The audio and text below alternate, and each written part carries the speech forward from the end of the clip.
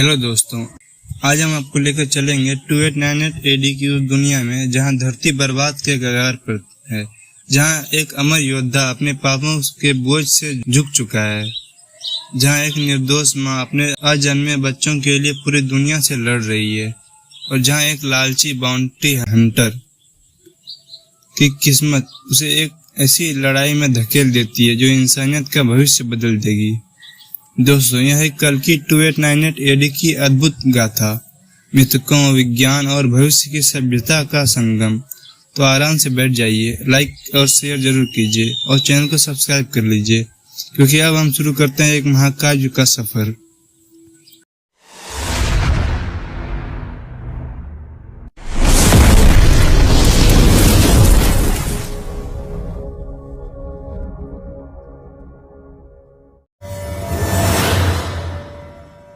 कहानी शुरू होती है हजारों साल पहले महाभारत के युद्ध से। महान गुरु द्रोणाचार्य के पुत्र अश्वत्थामा, जो जन्म से ही शिवाजी के वरदान से अजय योद्धा थे, युद्ध के अंतिम दिनों में उन्होंने अधर्म की राह पकड़ ली।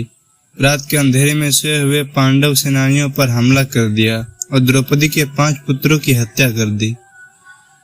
भगवान श्री कृष्ण ने यह देखकर क्रोधित होकर कहा, अश्वत्थामा, तुमने धर्म की मर्यादा तोड़ी है। तुम्हें मृत्यु नहीं मिलेगी, पर तुम्हारा शरीर सदैव घावों से भरा रहेगा। तुम युगों युगों तक पृथ्वी पर भटकते रहोगे। यह श्राप अश्वत्थामा के जीवन का बोझ बन गया। वह युगों तक भटकता रहा, राज्य बदलते रहे, सम्राट ढलते रहे, लेकिन उसका पाप और उसकी अमरता कभी खत्म नहीं हुई। कहानी अब छलांग लगाती है भविष्य में, साल 2898 एडी। धरती अब वैसी नहीं रही। जलवायु परिवर्तन, युद्ध और लालच से सभ्यता को बर्बाद कर दिया। हरे भरे जंगल राख बन चुके हैं, महासागर सूखने लगे हैं और लोग मुट्ठी भर शहरों में सिमट गए हैं। उनमें सबसे बड़ा गढ़ है काशी, लेकिन यह वह काशी नहीं जिसे हम आज जानते हैं। यह एक स्टील और लोहे का किला है। इसके ऊपर आसमान में तैरते हैं एक विशाल तकनीकी किला, द कॉम्प्लेक्स। कॉम्प्लेक्स में रहते हैं अमीर, शक्तिशाली और क्रूर शासक। धरती पर रहते हैं गरीब, मजदूर, भूखे लोग जो कॉम्प्लेक्स के लिए संसाधन जुटाते हैं। कॉम्प्लेक्स का शासक है सुप्रीम यास्कीन, एक रहस्यमय निर्दयी शासक जो खुद को अमर बनाने के लिए कुछ भी करने को तैयार है। उसके लिए इंसान बस बैटरी जैसे रिसोर्स है। इसी अंधकारमय युग में फिर से गूंजती है एक पुरानी भविष्यवाणी। जब अधर्म की पराकाष्ठा होगी, जब निर्दोषों का रक्त बहाया जाएगा, तब विष्णु का 10वां अवतार कल्कि जन्म लेगा और धरती को मुक्ति देगा। काशी की झुग्गियों में रहते हैं एक साधारण सी औरत, सुमाती। वह गर्भवती है और किसी को अंदाजा नहीं कि उसके गर्भ में पल रही शिशु ही वह है जिसका जिक्र भविष्यवाणी में है। लेकिन सुप्रीम यास्कीन और उसके वैज्ञानिकों को भनक लग जाती है।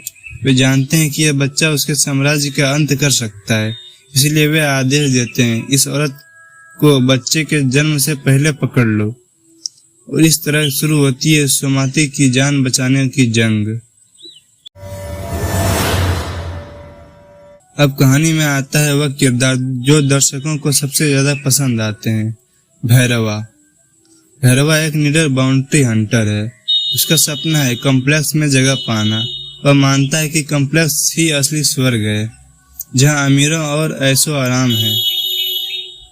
उसकी साथी है उसकी हाईटेक एआई गाड़ी बुज्जी। बुज्जी मजाकिया स्वभाव की है, लेकिन घातक हथियारों से लैस है। भैरवा के लिए बस पैसे मायने रखते हैं, ना धर्म ना अधर्म। जब उसे पता चलता है कि सुमाती को पकड़ने पर उसे इतना इनाम मिलेगा कि वह कॉम्प्लेक्स में प्रवेश पा सकता है, तो वह इस शिकार पर निकल पड़ता है। सुमाती को बचाने के लिए आता है उसका शापित योद्धा अश्वत्थामा। वह हजारों साल भटक चुका था और अब जानता है कि मुक्ति तभी मिलेगी जब वह उस अवतार की रक्षा करेगा और अधर्म का अंत करेगा।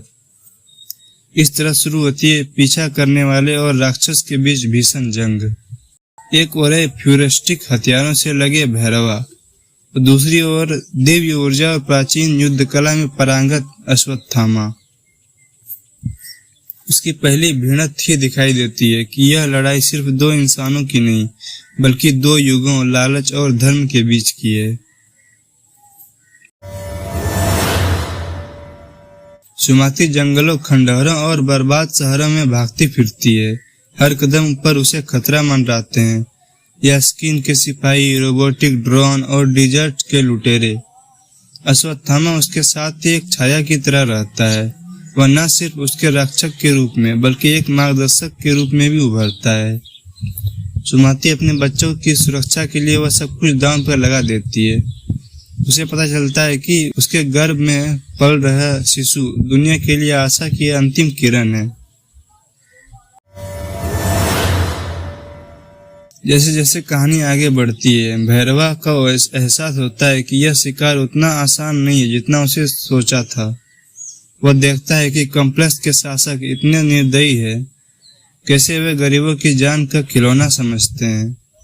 भैरवा के भीतर संघर्ष शुरू होता है। क्या वह सचमुच कॉम्प्लेक्स के खातिर एक अजन्मे बच्चे को मौत के हवाला कर देगा? दूसरी ओर अश्वत्थामा अपने पापों को बोझ से लड़ता है। वह जानता है कि यही मौका है जब वह अपने श्राप से मुक्ति पा सकता है। अंततः सुमाती को पकड़ लिया जाता है और कॉम्प्लेक्स के किले में ले जाया जाता है। भैरवा को भी महसूस हो जाता है कि उसने गलत पक्ष चुना है। वह विद्रोहियों के साथ मिलकर अश्वत्थामा की मदद करने का फैसला करता है। कॉम्प्लेक्स में होती है एक भीषण लड़ाई। फ्यूरिस्टिक हथियार, रोबोट, एआई ड्रोन और एंशिएंट वॉरियर के हाथों का संग्राम। सुमाती प्रसव पीड़ा में है और बाहर मौत का खेल खेला जा रहा है। आखिरकार जन्म लेता है वह बच्चा, जिसके जन्म के साथ ही शुरू होता है एक नए युग का सवेरा।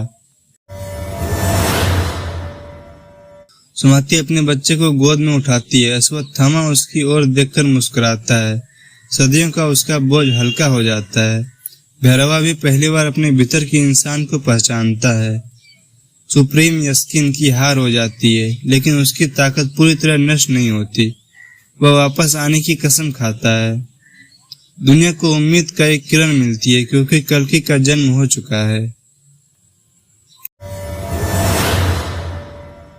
दोस्तों, कल्कि 2898 AD की यह कहानी हमें याद दिलाती है कि समय चाहे कितना भी बदल जाए, धर्म और अधर्म की लड़ाई हमेशा रहती है।